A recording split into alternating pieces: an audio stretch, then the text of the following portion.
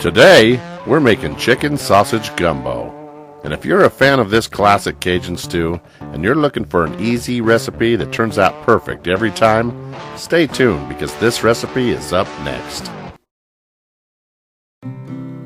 A really good gumbo is pretty basic and doesn't have a lot of ingredients in it. What it does have, however, is a lot of love. And we're going to start out here with the vegetables. Celery, I like to split them right down the center of the stalk. Then chop it up into bite-sized pieces.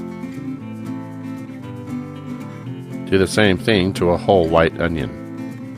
And once we've chopped up a bell pepper as well, we now have the Holy Trinity. Now, roux is really important in this recipe, and it takes a long time to make. But most people in the north don't know that you can buy this in a bottle, pre-made. This will save us a lot of cooking time. Another must-have in this recipe is andouille smoked sausage.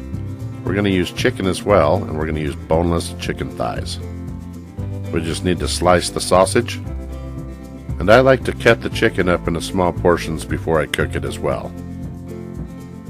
Once all that's done, I like to season it with a good pinch of kosher salt and black pepper. I like to add a good spoon of minced garlic. And instead of Creole, I use my blackened seasoned recipe. Then mix it in real good so it can marinate. Now I'm going to add some olive oil to a hot pan on the stove. Get that evenly across the bottom there. Now we'll go ahead and add our marinated chicken right to the pan and get cooking. Over medium-high heat, just spread it out evenly, go to work. In a big pot, I'm going to add the roux. Now if you were to do this without the pre-made roux, you just add equal parts oil and flour. Stir constantly for like 20 minutes and don't let it burn. This roux, however, is ready to go, so we're just going to add the Trinity right to it and get mixing everything together.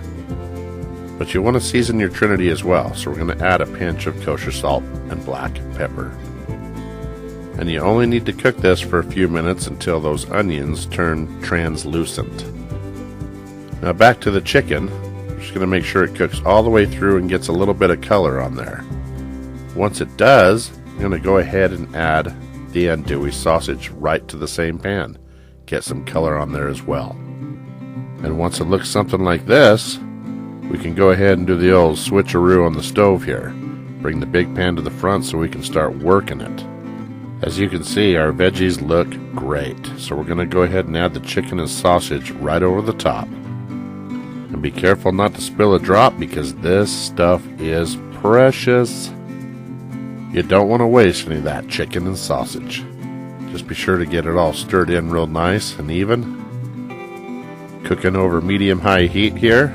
We're going to go ahead and add about half a beer. Doesn't matter what you choose, just don't choose light. Just stir those calories in, burn off that alcohol. If you don't do this before you add your broth, it's going to leave a funky taste in your gumbo, so be sure to burn it off.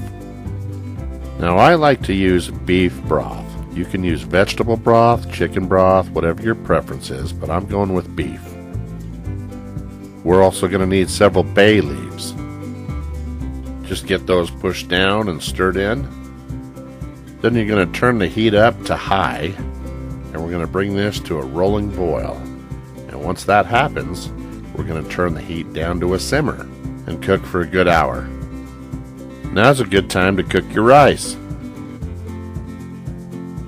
And while you're waiting for that, it's a good time to chop up some green onion with the white and a good bunch of parsley as well. Some folks like to add some thyme. And I should have mentioned earlier, if you like a spicier gumbo, you can chop up some jalapeno and add that to your Trinity as well. Now I've turned an extra light on here so you can see the reduction. Right up here is where we were, and we've dropped probably an inch in the pot here with the last hour of cooking. It's a good idea to remove the bay leaves before you serve. Another classic gumbo ingredient is Philly powder. This is usually added at the end of the cooking process, either right over the top of the batch you cooked or over each individual serving. It's up to you. You can leave it off if you prefer, but it really helps the flavor. And now we're ready to serve. Just a couple ladles in a bowl. Then I like to add the rice. Top it off with another ladle.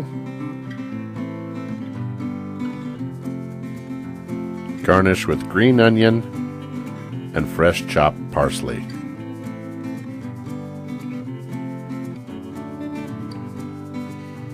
And there you have it, chicken sausage gumbo, right here in the Poor Man's Gourmet Kitchen.